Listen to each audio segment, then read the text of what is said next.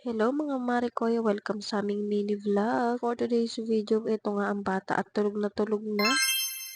Pero eto nga ako at gising na gising pa at hindi nga ako makatulog. Ewan ko ba bakit di ako makatulog ng mga oras na yan. Kaya eto at gising na gising pa rin ang diwa ko. Fast forward mga Marikoy, andito nga pala kami sa shop. Ano pa bang bago? Syempre wala eto at nakatambay na naman kami dito. Gabi na nga pala ng mga oras na to mga Marikoy at eto nga kami nakatambay dito sa shop. Syempre dahil motor shop nga to, eto nga at hindi mo maiiwasan talagang maingay, magulo, makalat. At lalong-lalo na nga na matututukan ka nga ng ilaw ng motor. Pero dahil nga makulit kaming mag-ina, eto nga at tambay pa rin kami ng tambay dito sa shop. Kinabukasan ganoon ulit, andito na naman kami ulit kahit gabi na. O diba, ang kulit talaga naming mag-ina kahit gabi na eto at for the lakad, punta dito sa shop. Hindi mapakali ang mga paa nitong mag-inang to at lakad ng lakad.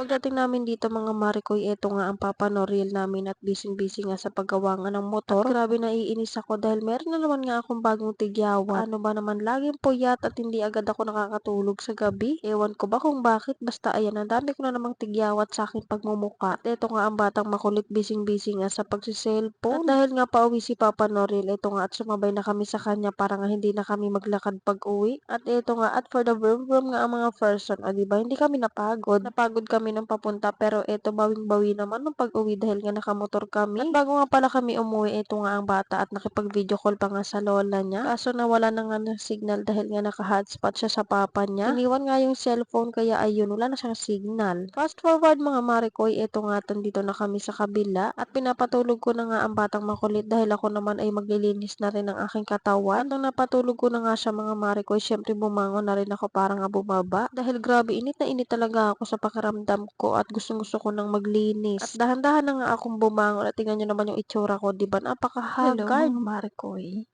Kakatapos ko lang maglinis pero hindi halata.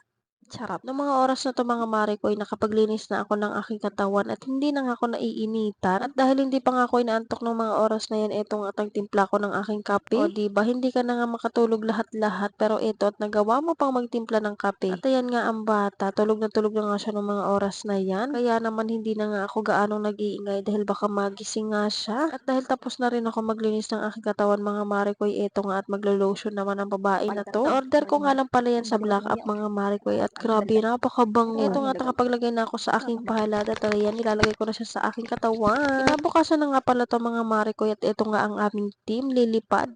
Charot. Nung mga oras na 'to mga Marikoy, paalis nga kami at kitang-kita niyo naman sa video, hindi na para sabihin ko pa. Charot. Fast forward mga Marikoy, nakarating na nga pala kami dito sa aming destinasyon. Ala, OA. Ito nga ang bata at pinagpantalon ko nga lang pala siya pero hindi siya makababa dyan sa kanyang kinauupuan dahil ang daming pusa at takot nga siya doon. Na-trauma kasi siya mga Marikoy dahil nga nakalmot na siya ng pusa kaya ayun takot na nga siya. At dahil wala silang magawa maglola, naglaro nga sila nitong laruan na itlog-itlog. Pinaikot-ikot lang nilang dalawa ayan at ayan nag-uusap sila. Ewan ko lang talaga kung magkaintindihan kayo. Inip na inip nga silang dalawa dito kaya eto nga at naglaro silang dalawang maglola. Minsan talaga ay may maiintindihan ka nga sa mga sinasabi nitong batang 'to. Kaso minsan mga Marikoy ay bubulol-bulol pa nga rin siya magsalita. Ayan, parang ako nabubulol na hindi ko na alam kung anong sasabihin ko. At eto nga, nakipaglaro naman siya dito sa ate Shabel niya. Grabe napaka-friendly ng batang 'to.